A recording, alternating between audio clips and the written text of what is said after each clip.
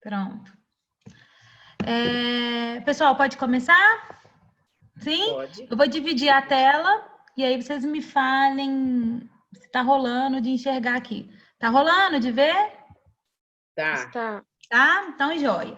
Ó, para quem chegou agora, na aula passada a gente começou a falar de proteína, que é um grupo muito importante quando a gente pensa na constituição dos seres vivos, né? A gente falou na última aula que a gente tem que aprender. Não tem como a gente falar de vida, não tem como a gente estudar biologia, que é o estudo da vida, se a gente sabe, sem entender quais são as moléculas básicas da vida.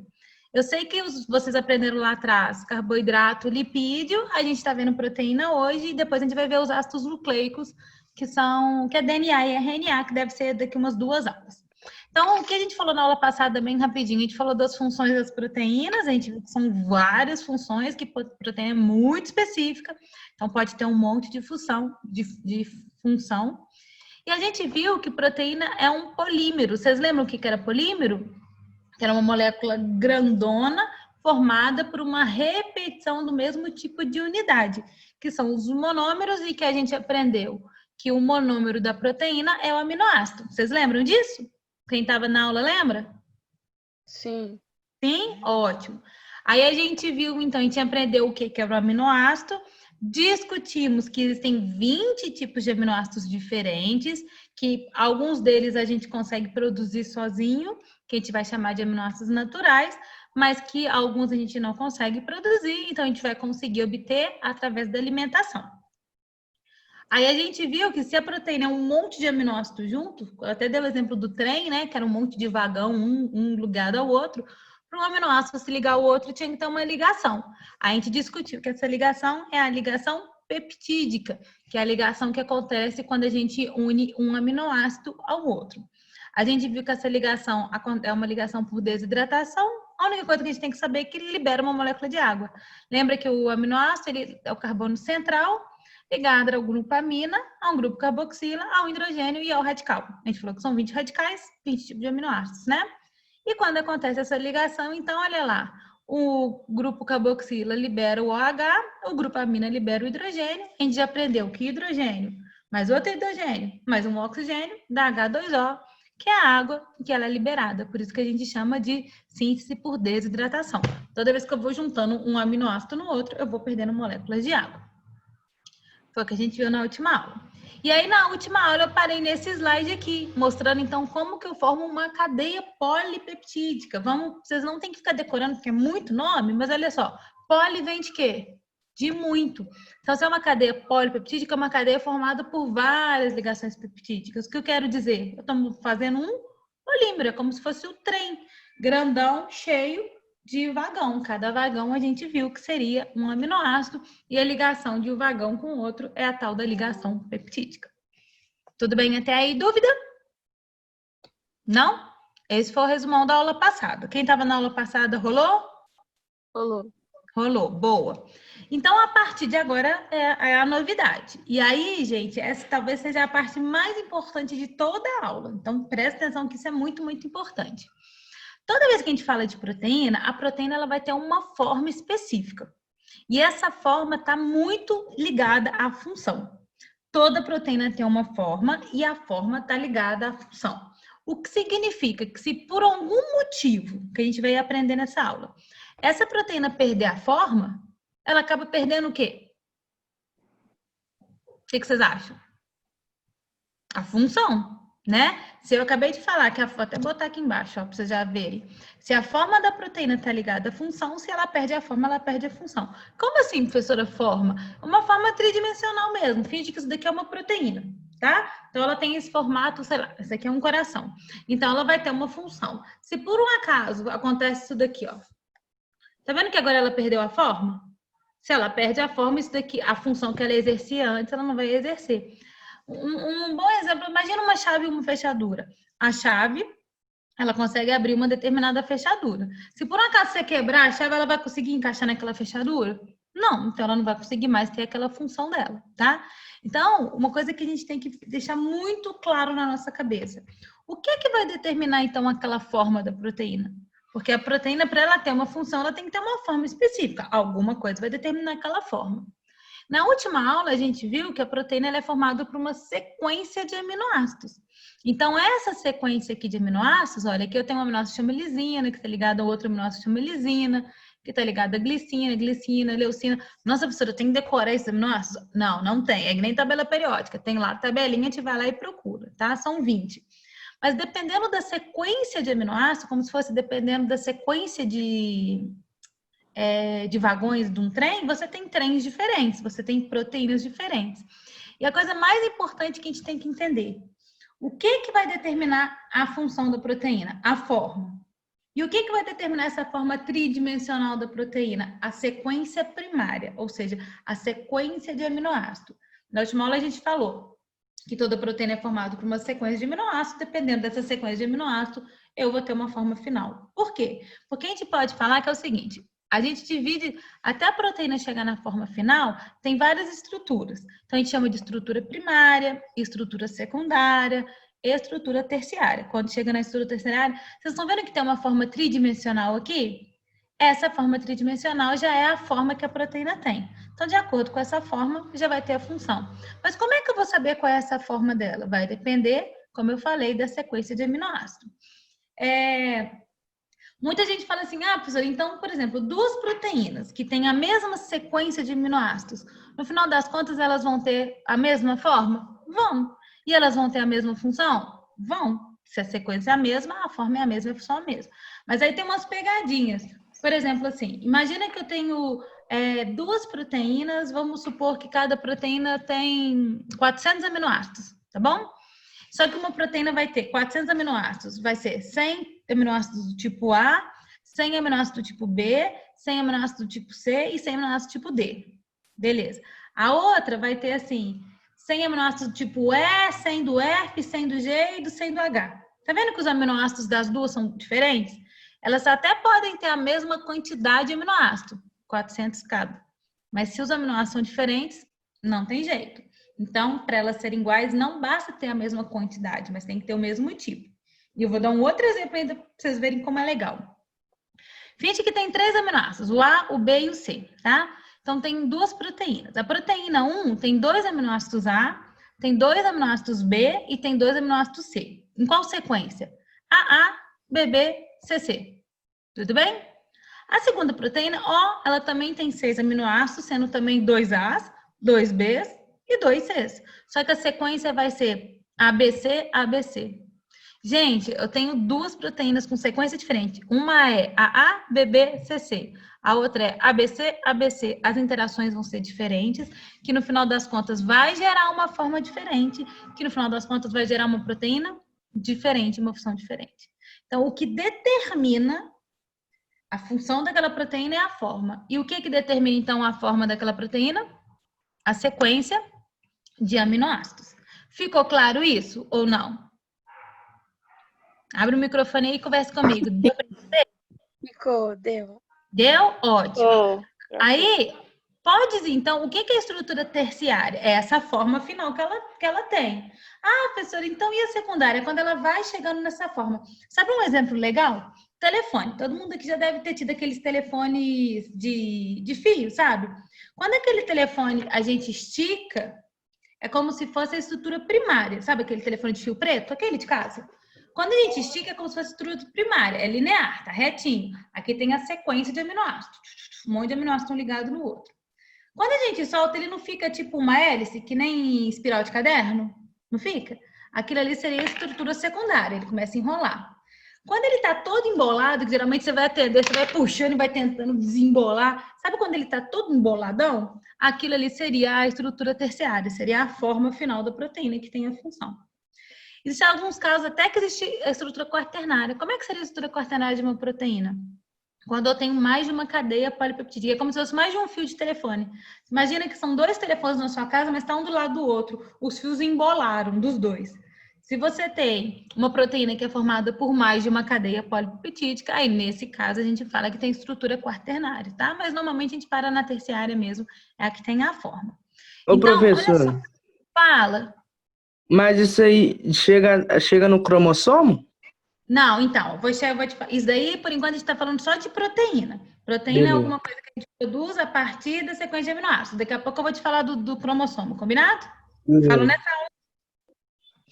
E eu tenho que nessa aula ainda também falar o negócio do whey, que alguém me perguntou, e eu vou falar daqui a pouquinho, tá? Só para terminar essa parte. Olha só que legal essa imagem. Essa imagem tem um monte de proteína aqui. Algumas talvez vocês já ouviram falar, outras não. Uma que muita gente já deve ter escutado falar é essa daqui, ó, insulina. Você já deve ter escutado, né? Insulina é uma proteína. Hemoglobina também. Isso, boa, hemoglobina também. Então vamos lá. Insulina é um hormônio, hemoglobina, ela tá onde? Vocês lembram? Tá dentro? No sangue.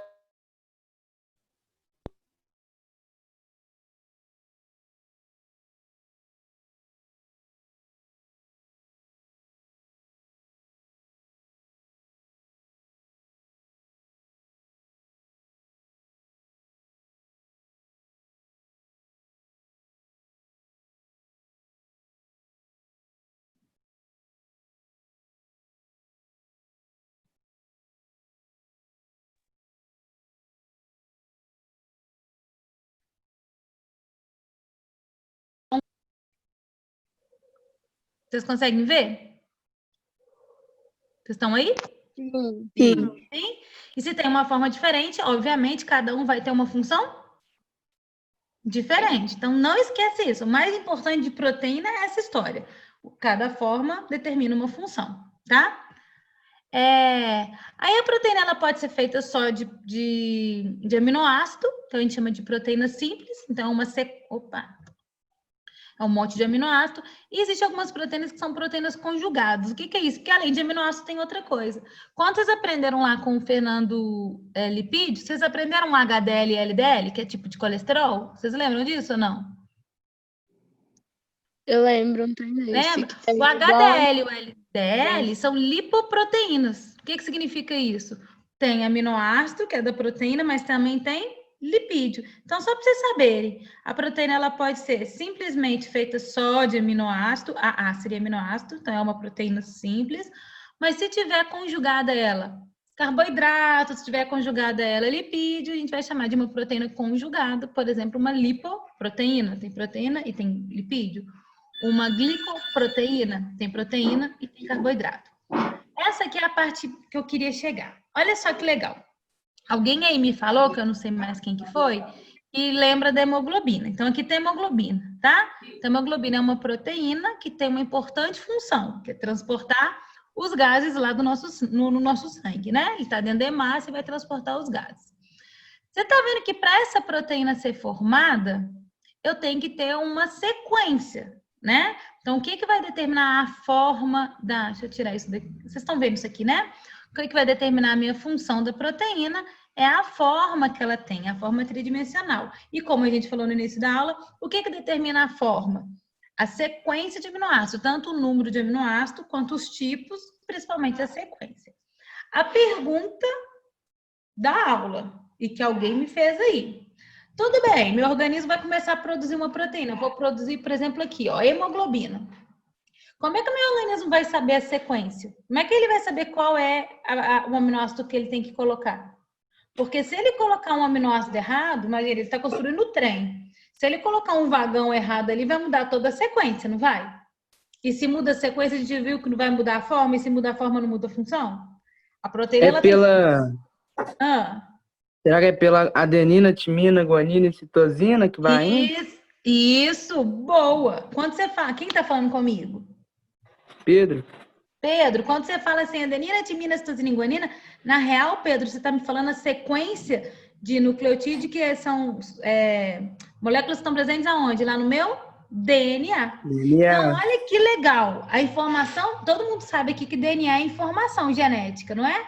Na verdade, o DNA nada mais é do que um grande livro de receita de como que faz proteína. Então, todas as proteínas que a gente produz, a gente só sabe produzir aquela proteína, a gente só sabe qual é a sequência de aminoácidos certinho. Aquela proteína vai ser muito específica para aquela função, vai ter aquela forma exata, porque a gente tem a informação lá no nosso DNA. Então, no DNA, por exemplo, eu tenho uma receita, que na verdade eu vou chamar isso de gene. Eu tenho um gene que determina como que eu produzo a hemoglobina. Aí essa informação está no meu DNA. Essa informação vai passar para o RNA, a gente vai aprender isso com calma esse ano ainda. Vai passar para o RNA e o RNA vai ser lido, e a partir da leitura do RNA, por uma organela, não sei se vocês lembram dela. Qual é a organela que produz proteína, vocês lembram? Vocês já aprenderam isso? O ribossomo, tá? Então, o ribossomo vai ler essa informação que veio lá do DNA e a partir daí vai produzir a proteína. Então, olha que legal. Toda a informação que está no DNA, na verdade, é como se fosse a receita de fazer proteína. Então, todas as proteínas que eu produzo a partir da informação que está no meu DNA. Dúvida? Dúvida? Não. Pode seguir? Aí agora chega a parte massa. Olha que coisa doida. Vocês já ouviram falar numa doença que chama anemia falciforme? Já ouviram ou não? Sim. Eu já ouvi. Sim, é uma doença que é muito comum, principalmente no continente africano. Por que ela chama anemia falciforme? Todo mundo aqui, a gente já conversou nessa aula de hoje da hemácia, sabe da hemácia, né? Que é essa célulinha aqui, ó. Então, a hemácia é o glóbulo vermelho, é a célula que está lá no nosso sangue. E dentro da hemácia, o Pedro mesmo falou, tem a hemoglobina, né? Que é uma proteína que vai carregar o oxigênio lá para as nossas células. Olha só. A pessoa que tem anemia falciforme, em vez da hemácia dela ser desse jeito aqui, olha, redondinha, côncava, a hemácia da pessoa é desse jeito aqui, ó. Parece uma foice, não parece? Ela é bem diferente o formato, né? Então, essa daqui seria uma hemácia de uma pessoa que é uma hemácia normal, que deve ser igual a de vocês, igual a minha. E essa daqui é a hemácia de uma pessoa que tem anemia falciforme. Por que anemia e falciforme? Porque parece uma foice. Tá vendo aqui, ó? Parece uma foice. E além de parecer uma foice, obviamente que ela não vai trabalhar tão bem quanto a original. Então, a pessoa vai ter vários problemas, e pode ser problemas, inclusive, muito graves, tá? Agora, eles descobriram, olha, é muito legal, gente, essa matéria. Eles descobriram que a anemia falciforme acontece, a hemácia fica desse jeito porque a proteína que está dentro da hemácia, que é a hemoglobina, ela acaba tendo uma forma diferente. Se a proteína tem uma forma diferente, ela não vai perder aquela função original que a gente conversou? Vai.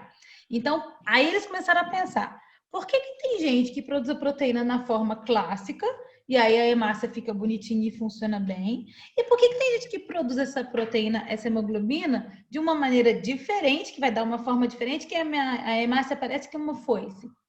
E aí a gente para e pensa, que eu acabei de falar com vocês. Da onde que a gente tira a nossa informação de como a gente vai produzir nossas proteínas? Do DNA. Do DNA. Então, eles descobriram, olha que legal, que a anemia falciforme é uma doença genética, que por algum motivo, na verdade a gente chama isso de mutação, a gente não consegue saber o motivo, mas a gente sabe o que causou, né? É a mutação. A sequência é como se mudasse a receita. Todo mundo aí tem uma receita de como fazer hemoglobina. E a gente tem a minha receita, a mesma suas, porque a nossa proteína é a mesma. Quem tem a doença da anemia falciforme, por algum motivo a receita mudou. Ou seja, por algum motivo aconteceu um erro lá no DNA, lá na informação. Professora, mas por que aconteceu esse erro? A gente não sabe. A mutação é algo que é aleatório. Aconteceu. Só que na hora que acontece a mutação, eu mudo a receita. E na hora que eu mudo a receita, quando eu estou produzindo a minha proteína, lembra que a proteína é uma sequência de aminoácidos?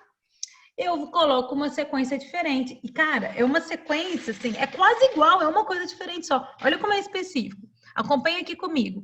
Isso daqui é uma sequência de 7 aminoácidos, tá bom? Deixa eu pegar minha canetinha aqui, que talvez me ajude mais para vocês enxergarem. Peraí. Para vocês enxergarem. Então, olha só. Eu tenho o aminoácido valina, histidina, leucina, triptofano, prolina, glutamina e glutamina. Não tem que decorar esses nomes, tá? Mas eu tenho aqui uma sequência de 7 aminoácidos. Quando eu tenho um aminoácido ligado ao outro, qual é a ligação mesmo que faz um se ligar ao outro? Ligação?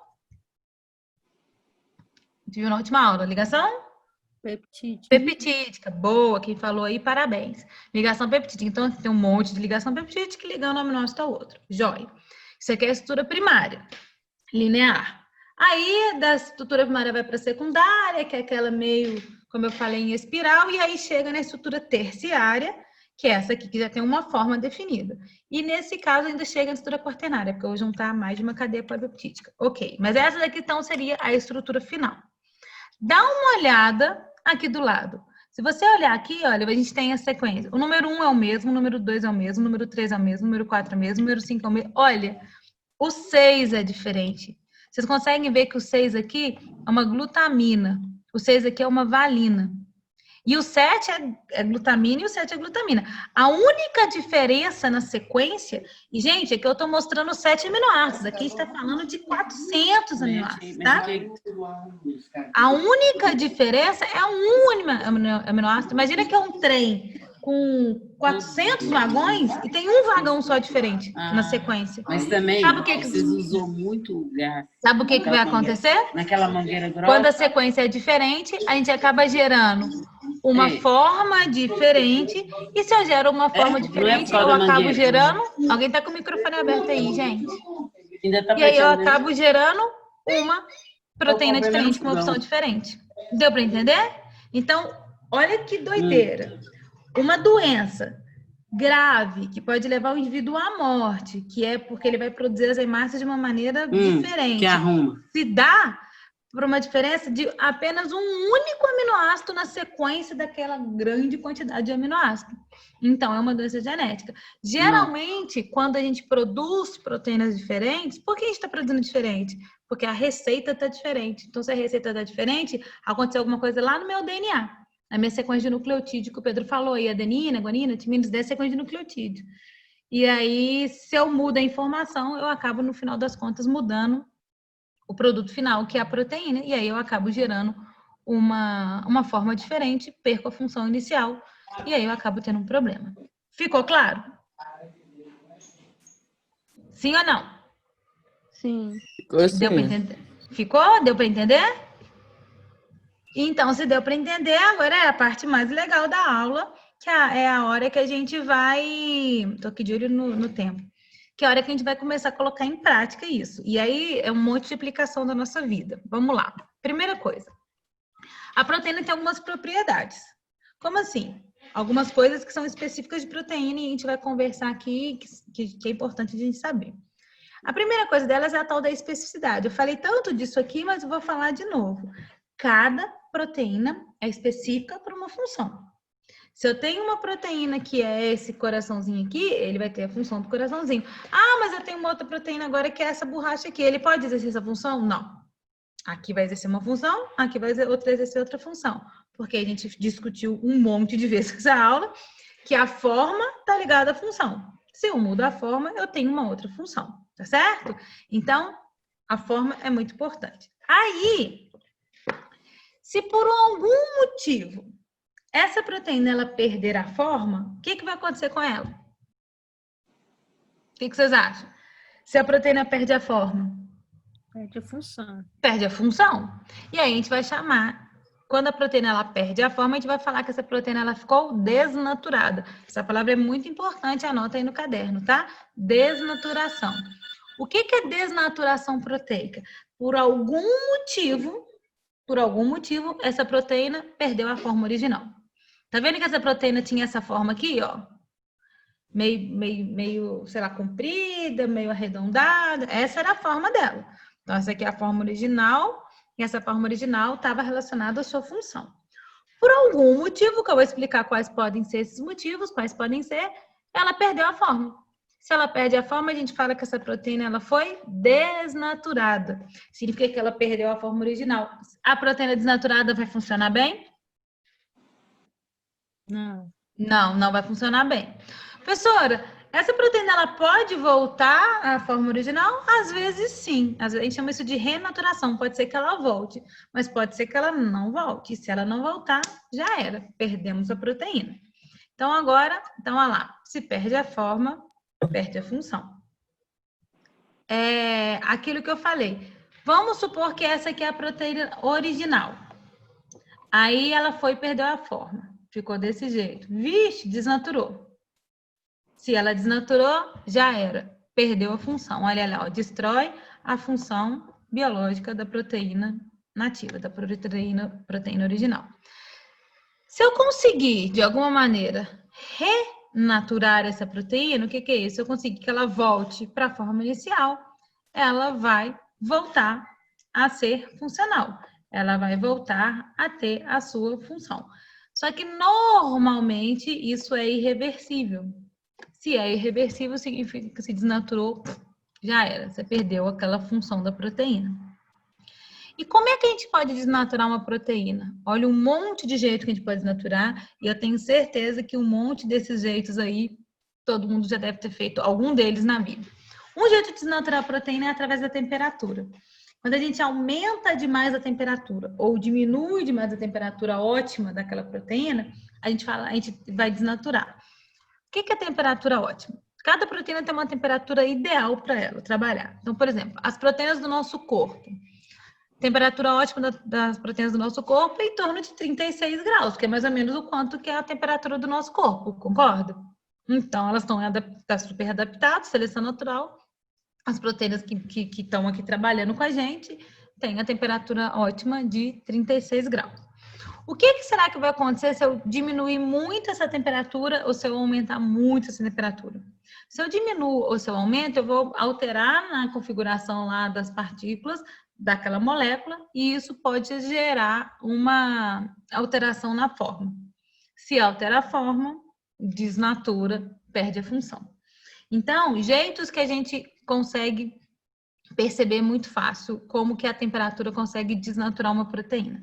Todo mundo aqui já fritou um ovo, eu acho, na vida, né? O ovo, ele é rico em proteína. Todo mundo sabe disso, né? O ovo, ele é altamente proteico. Quando você frita um ovo ou cozinha um ovo, enfim, quando você leva o ovo ao calor, uma temperatura muito alta, aquelas moléculas vão ficar super agitadas, ela acaba perdendo aquele formato original, desnatura. E é visível pra gente que aquele ovo desnaturou. A gente olha e a gente consegue ver que ele cozinhou, que ele fritou. Você vê que muda. Inclusive a textura, não muda? Um ovo frito ou um ovo cozido? Significa que aquela proteína que tá ali na clara, ó, desnaturou. Não vai exercer mais aquela função. Tá? Quando a nossa vida... Vamos pensar... todo mundo aqui deve ter tido febre, né? E assim, eu lembro que eu tive dengue. Não sei se alguém já teve. E quando eu tive dengue, eu tive uma febre muito alta, muito, muito, muito alta. E eu quase fui parar no hospital porque eu quase desmaiei de febre. Chegou a 40, quase 40, foi 41 e alguma coisa. Foi muito alta a minha febre. Por que é perigoso uma febre ser tão alta assim? Vocês conseguem tentar raciocinar pelo que a gente vem conversando na aula? Por que é perigoso a gente ter febre? Alguém quer tentar? Porque pode dar convulsão. Oi? Convulsão. Pode dar convulsão, mas Aí, por que será? Isso, por causa das proteínas. Boa! Quem tá falando aquece. comigo? É o Pedro. Aí as glândulas sudoríparas não conseguem resfriar o corpo. Pedro, ótimo. Olha o que acontece. Quando a gente está com febre, a nossa temperatura fica muito elevada. Lembra que eu falei que a temperatura ótima do funcionamento da nossa proteína é mais ou menos 36 graus? Quando eu estou com 40 graus, a temperatura está muito acima do que a minha proteína dava conta. Então, o que ela vai começar? Ela vai começar a perder a forma. Se ela começa a perder a forma, começa a perder a função. Se começa a perder a função, aquelas proteínas que estavam funcionando muito de boa no meu corpo começam a parar de funcionar e começa a dar um pane no meu corpo, né? E aí é por isso que eu posso ter convulsão, é por isso que eu posso desmaiar e é por isso que eu deixar a temperatura alta no meu corpo é tão perigoso. Do mesmo jeito, o contrário. Você já deve ter escutado falar de hipotermia, não já? Quando a temperatura baixa demais. O pai de uma amiga minha teve uma crise, baixou a pressão dele, teve uma crise hipotérmica, baixou muito a temperatura, ele desmaiou também por causa disso, porque a temperatura estava muito baixa. Então, tem que ter uma maneira de controlar a temperatura. O jeito que o nosso organismo tem, o Pedro falou bem, é quando a gente começa a transpirar. A gente produz o suor, que é água. Então, esse suor, quando ele entra em contato com a nossa pele, a tendência é que essa água evapore, né? Ao evaporar, ela acaba roubando a energia do nosso corpo em forma de calor, então resfria. E é por isso, gente, que quando a gente tá com febre, geralmente o que a gente faz quando a gente tá com febre? A primeira coisa que alguém que tá com a gente faz, enfia a gente aonde? Debaixo de um chuveiro com água fria. Ou então coloca compressa de álcool, compressa de água fria, não é? Para tentar fazer o quê? baixar a temperatura. E se não fizer nada, uma coisa que o organismo faz sozinho, todo mundo já viu isso. Tá com febre, você começa a fazer o quê? Transpirar. Que é um jeito que o seu organismo fala assim, meu Deus, eu preciso tentar baixar essa temperatura, porque senão eu vou começar a perder todas as minhas proteínas. Perde por quê? Porque desnatura. Do mesmo jeito que acontece aqui com o ovo, quando a gente cozinha o ovo, tá? Então, a gente já aprendeu que aumentar a temperatura ou diminuir a temperatura, a gente acaba desnaturando uma proteína. Sabe um outro exemplo muito bom de desnaturação de proteína por temperatura? Chapinha. Eu gosto do meu cabelo cacheado, mas eu já fiz chapinha, já fiz escova, provavelmente alguém de vocês aí já deve ter feito. O cabelo, eu falei lá no início da aula, vou até voltar no primeiro slide rapidex aqui para vocês verem. Lembra aqui, ó, o cabelo, ele é feito por um tipo de proteína, que é a queratina. Queratina é um tipo de proteína. Então, o que acontece quando a gente passa o secador ou então taca uma chapinha no nosso cabelo? O que o secador e a chapinha levam para o cabelo? Vai fazer o quê? Sai até fumaça. Esquentar pra caramba. Como esquenta muito, ele acaba mudando o formato da proteína do meu cabelo, da queratina. Então, se ele é cacheado, na hora que eu esquento, eu acabo trazendo uma desnaturação dessa proteína. Professora, mas essa desnaturação, ela é reversível. Lembra que eu falei que pode ser reversível ou não? Quando a gente faz essa desnaturação tacando formol, além da temperatura, você está botando ainda um solvente orgânico. Você taca lá formol, você faz você agride tanto o seu cabelo que ali você desnaturou para sempre, não volta. Tanto quando a gente faz progressiva, né, já era, ficou liso, vai nascer cabelo como era antes, só quando estiver nascendo mesmo, na raiz, porque aqui ficou liso para sempre. Agora, se você faz uma chapinha ou uma escova, você desnaturou. Mas aí você consegue renaturar, ou seja, você consegue voltar ao que era antes. Se você oferecer o quê para aquele cabelo? Água, umidade. Por isso que na hora que chove, na hora que você toma banho, se o tempo estiver muito úmido, ele volta a ficar cacheado. Porque aí ele estava desnaturado, ele volta a ter a forma original da proteína, então ele volta a ter aquele formato original. Deu para entender? Sim. Sim? Tá, então a gente já falou aqui, olha, a temperatura é capaz de desnaturar a minha proteína. Vamos ver uma outra coisa que é capaz de fazer a desnaturação da minha proteína. O pH. Todo mundo aqui, em química, eu acho que vocês já estudaram. Vocês sabem o que é pH? Sim. É concentração de íons H+ de uma solução. Quanto maior é o pH, mais básica é aquela solução. Quanto menor for o pH, mais ácido. Então, quanto mais íons íon H+, eu falo que o pH é básico, é ácido, quanto menos íons H+, o meu pH ele é básico. Tá. Se eu altero muito o pH daquele meio que a proteína tá, aí, lembra que eu falei que a proteína, elas têm um pH, elas têm uma temperatura ótima? Então, elas têm uma temperatura que é onde o funcionamento delas é perfeito. Se eu aumento muito a temperatura, se eu diminuo muito a temperatura, eu desnaturo. E elas também têm uma concentração de íons H+, ou seja, um pH ideal, que a gente chama de pH ótimo. Se eu aumento esse pH ou se eu diminuo esse pH, dá ruim. Ela vai desnaturar. Exemplo na vida real, de como que acontece a desnaturação. Todo mundo aqui já deve ter visto um leite que azedou. Ou talvez vocês já devem ter feito iogurte. Vocês já fizeram iogurte em casa? Alguém já fez? Iogurte? Eu nunca Não? fiz, Ok. mas eu já vi o leitezinho. Já viu fazendo? O que a gente, para fazer iogurte, basicamente você faz o quê? Você pega o leite, ou então não precisa nem ser iogurte, não. Vamos pensar o leite que talhou. Você deixou o leite lá fora, aberto, fora da geladeira e esqueceu. O que vai acontecer ali? O leite, gente, ele é rico em quê? Proteína. E ele é rico também num açúcar, que o açúcar do leite é lactose. Vocês devem lembrar isso lá da aula de carboidrato. Então, se o leite ele está fora da geladeira, começa a proliferar micro-organismos ali dentro. Então, as bactérias estão super felizes que estão lá, comendo o açúcar do leite, que é a lactose. Só que não é que elas comem o açúcar do leite, elas acabam produzindo.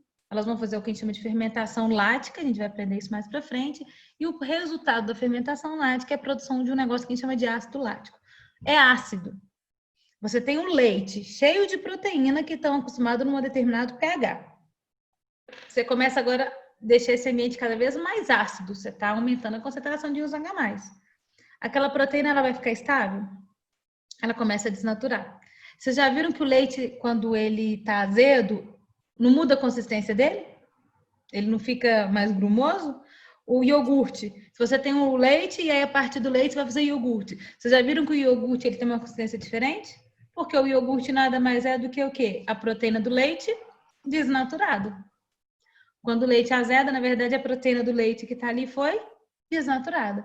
Então, eu posso desnaturar proteínas por calor, posso desnaturar proteínas também alterando o pH.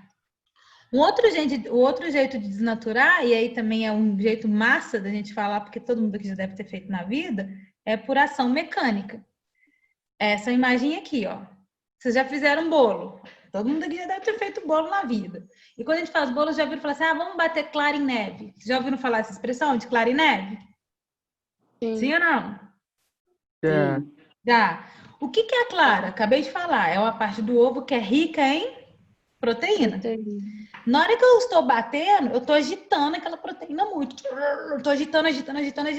Se aquela proteína tem uma forma específica, se eu agito demais essa proteína, pode ser que eu faça com que ela perca a forma original, não é? Se ela perde a forma original, o que eu acabei de fazer com essa proteína? Desnaturar. Então, a clara em ovo, o ovo em clara, né? Não, como é? Como é que chama isso, gente? Que eu acabei de falar? Clara em neve. Clara em neve, obrigada. A clara em neve, na verdade, nada mais é do que a proteína do ovo desnaturada. Então, eu consigo desnaturar por calor, eu consigo desnaturar deixando um ambiente mais ácido ou mais básico, e consigo desnaturar com agitação mecânica. Se quiser fazer alguma coisa em casa aí, faz uma coisa rápida. Pega um pouquinho de leite, aquece, não ferve não, deixa ele morninho, e aí taca vinagre dentro do leite. O vinagre, ele é o ácido acético. Então, quando você bota vinagre no leite, você está deixando o leite cada vez mais, com meio mais ácido.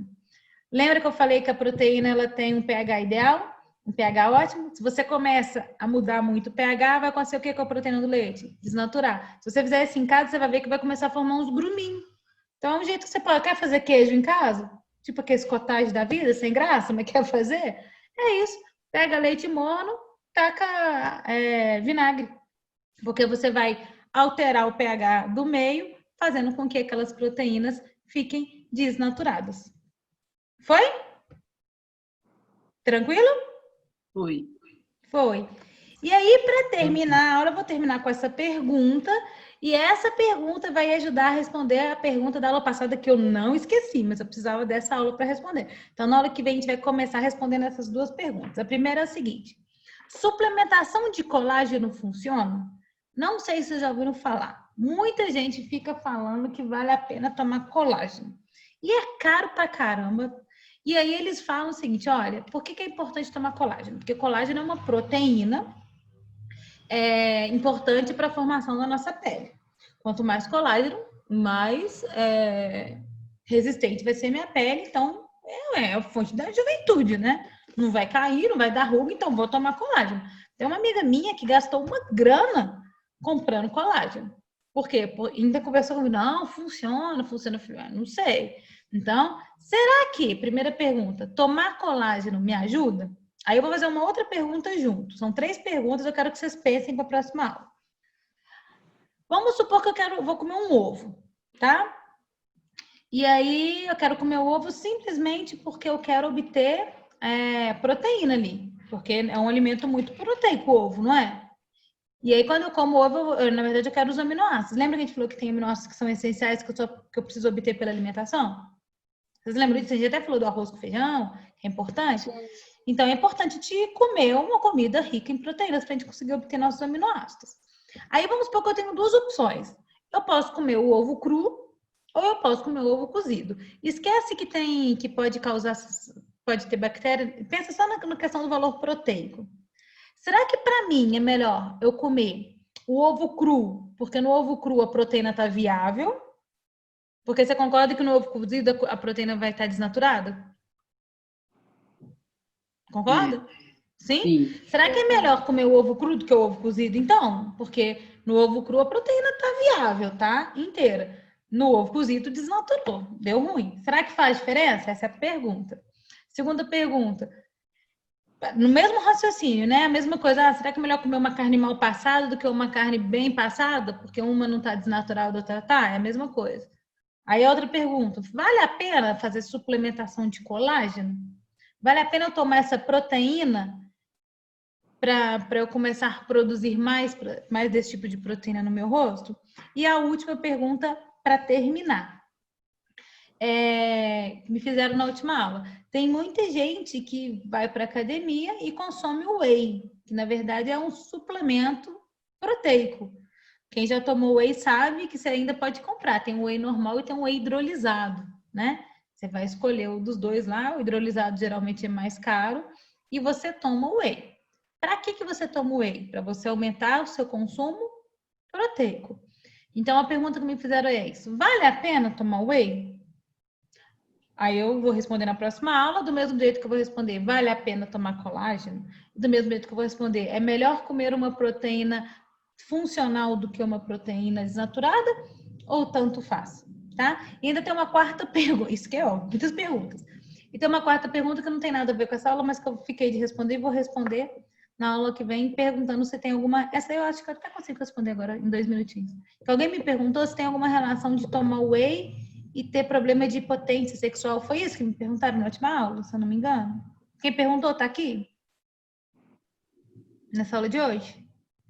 Porque, na verdade, quem perguntou, sabe, professora, mas se eu tomar muito suplemento alimentar, isso pode me deixar com impotência sexual? Ou isso pode me deixar estéril? Na verdade, quem fez essa pergunta deve ter confundido um pouquinho, que uma coisa é suplemento alimentar, por exemplo, whey, por exemplo, tomar proteína. A outra coisa é quando a pessoa faz o uso de anabolizante. É diferente, tá? Então, anabolizante, na verdade, é um hormônio esteroide. Então, vocês devem ter visto lá em lipídio, que quando a gente produz testosterona, estrógeno, progesterona, que são os hormônios sexuais, eles são de origem lipídica.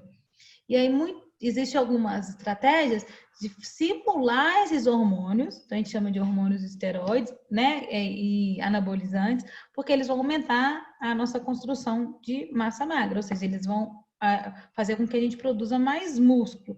E sim, tomar esse tipo de produto, na verdade, não é nem tomar, porque é injeção, é o que eles chamam de bomba, né? Anabolizante é bomba. Isso sim é muito perigoso, porque a gente está falando de hormônio, tá? Então, a gente está falando de uma substância que vai sim atrapalhar todo o funcionamento do seu organismo. Então, isso respondendo à última aula. Só que isso não tem nada a ver com proteínas, tem a ver com hormônio, com hormônio tipo esteroide, que é questão de lipídios. A pergunta hoje é, então, bomba não, tá? Então, a pergunta de hoje é, suplemento alimentar, vale a pena tomar whey? Suplemento alimentar, para eu melhorar a minha quantidade de proteínas que eu estou consumindo? Vale a pena eu suplementar com colágeno para tentar deixar minha pele melhor? É melhor eu comer uma proteína desnaturada ou é melhor eu comer uma proteína funcional, tipo um ovo cru, um ovo cozido, ou tanto faz para o meu organismo? Deu para entender as perguntas? Foram muitas, mas deu para entender o que eu quero mais ou menos que vocês pensem? Sim. Sim? Então, ótimo. Então, a aula que vem eu vou começar respondendo essas perguntas e aí, finalmente, a gente vai falar de enzimas, que é um tipo especial de proteína, que a gente falou de um monte de proteína, a gente vai focar num tipo. Eu já vou terminar a aula, que vai começar a próxima. Eu só quero fazer uma pergunta para vocês. O que vocês preferem? Que eu coloque já... Eu vou colocar as aulas lá no nosso espaço para quem quiser depois dar uma olhada e tal. Posso colocar todas e já boto de enzima ou deixo para pôr enzima depois que eu explicar a matéria? Vocês preferem que eu coloque antes ou depois? Na sequência, professora. Na sequência? Tá. Então, eu vou colocar até esse final de semana as aulas de proteína, tá bom? E aí, na semana que vem, eu boto a aula de enzima, que é um tipo especial de proteína. Foi? Tá, joia. Muito Pensem nas perguntas que na semana que vem a gente vai discutir, tá certo? Pode deixar, professora. Muito obrigada, viu? Um beijo para vocês. Deixa eu ver se outro professor chegou. Boa noite. Boa noite.